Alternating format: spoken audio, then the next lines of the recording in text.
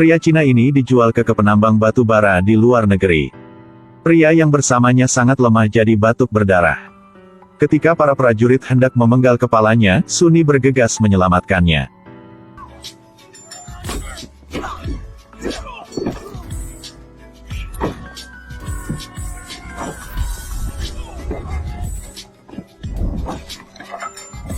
Meskipun Suni sangat cepat, tapi tinjunya tidak bisa dibandingkan dengan pistol, jadi dia harus menyerah pada akhirnya. Bos lihat Suni yang digantung dan berkata dengan marah, "Aku tidak sukaimu. Siapa kamu?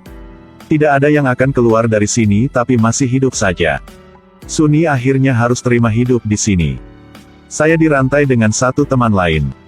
Dia mulai kehidupan penambangan batu bara yang sedihkan. Saat malam tiba, pembantaian seperti biasa yang dimulai. Bargi berikan tahu Suni bahwa orang-orang yang terbunuh di lantai semua pekerja yang tidak selesaikan tugasnya. Mari kita lihat siapa yang bisa bertahan paling lama dengan pria ganas yang kuat ini. Pria jahat ini bergerak setiap langkah. Setiap langkah adalah langkah yang matikan orang. Tidak ada yang selamat ketika dia ketemunya. Jadi ketika Suni bekerja keesokan harinya, dia sengaja berikan batu bara yang dia gali kepada orang lain. Kemudian ciptakan peluang sempurna untuk larikan diri. Pasti kali ini dia akan difokus dan dikritik oleh bosnya. Tapi ketika bos datang di depannya, si bos lagi bilang dialah yang tentara dan ceritakan rencana pelarian yang telah dia siapkan. Ternyata Bargi khianatinya untuk bisa jadi bebas. Kemudian Suni dibawa ke arena pertempuran. Si bos maunya biarkan dia kesempatan lawan dengan tikus jahat. Perang abad ini akan pecah. Beberapa detik kemudian si bos lagi memborgol Suni dan Bargi lagi. Dia ingin tingkatkan kesulitan buat Suni. Biarkannya hadapi pengkhianat. Beri aku satu alasan untuk tidak bunuhmu. Kamu juga tidak bisa menang dengan mayat. Ketika si tikus muncul, seluruh penonton bersorak-sorai secara keras. Perang antara tiga pria akan segera dimulai.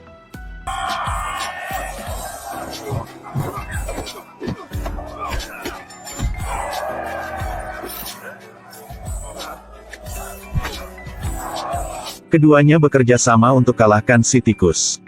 Secara sukses tekannya ke tanah. Lalunya, keduanya dengan cepat tinggalkan arena dan menuju tangga. Tapi mereka tidak menyangka si tikus lagi ikuti mereka sampai sini.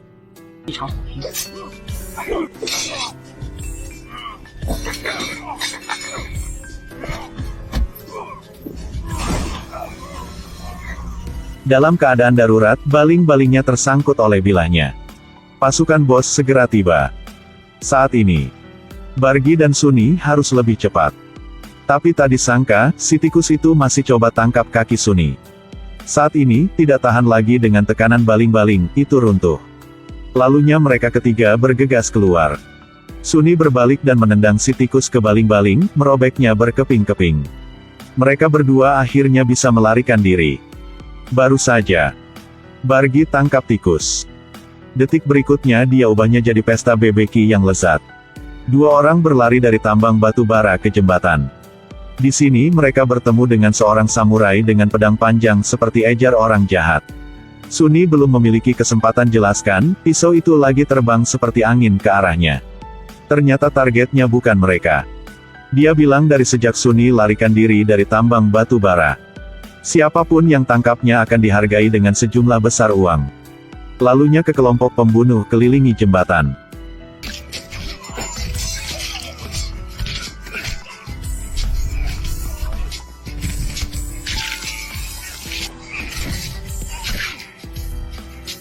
Perang akhirnya berakhir.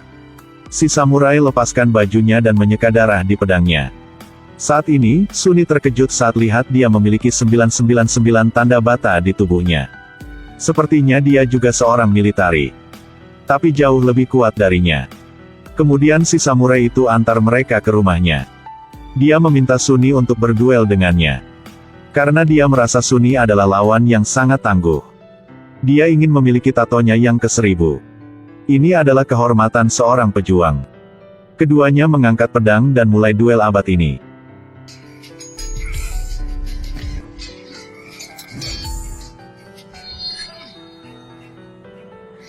Tidak ada yang bisa hentikan tekad Suni untuk kembali ke kampung halamannya. Dia menangkan perang ini dengan mudah. Tapi karena si samurai ini pernah bantunya, jadi tidak mau bunuhnya. Tapi tidak disangka, si samurai yang tidak mau maafkannya langsung ambil pedang dan bergegas ke arahnya. Tepat saat dia angkat pedangnya, sebuah pisau terbang dan memotong lengannya. Ternyata itu Bargi yang lemparnya. Sebelum pergi mereka ambil pedang si samurai sebagai bukti identitasnya. Dan juga paspor mereka dalam perjalanan pulang. Dengan tunjukkan arahan Bargi, dua orang telah mencapai suku lain di padang pasir. Mereka gunakan pedang samurai sebagai imbalan untuk kembali dari zona kematian. Ini adalah pedang yang khusus. Itu sudah bunuh 999 orang. Dan sekarang Sunny akan gunakan pedang ini sebagai gantian buat jalan pintas kembali dari zona mati. Sang kepala suku sangat antusias dengan dua orang aneh ini. Tidak hanya perlakukan mereka dengan baik, dia bahkan memberikan pelayan pribadinya kepada mereka.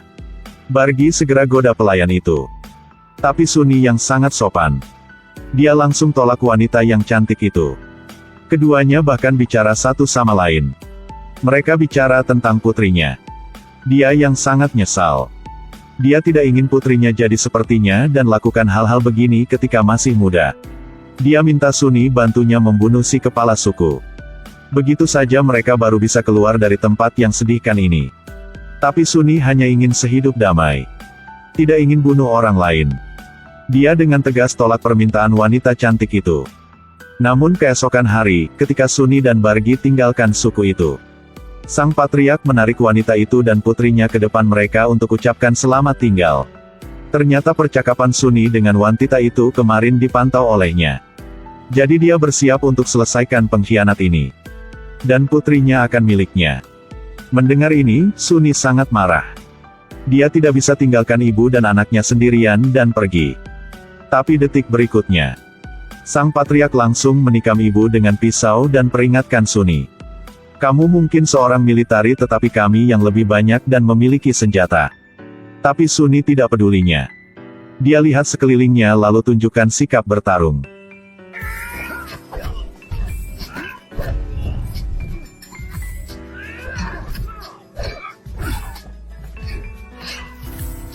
Menyaksikan anak buah yang dikalahkan oleh Sunny satu persatu. Sang patriark kemudian ancamnya dengan nyawa gadis itu. Untungnya Bargi yang tiba pada tepat waktu. Dia tidak hanya menyelamatkan putri itu, tetapi juga temukan kunci mobilnya. Lalu dia menyalakan mobil dan bergegas keluar. Sunny langsung lompat dari atas dan masuk ke dalam mobil. Mereka sembunyi dalamnya dengan truk pertempuran.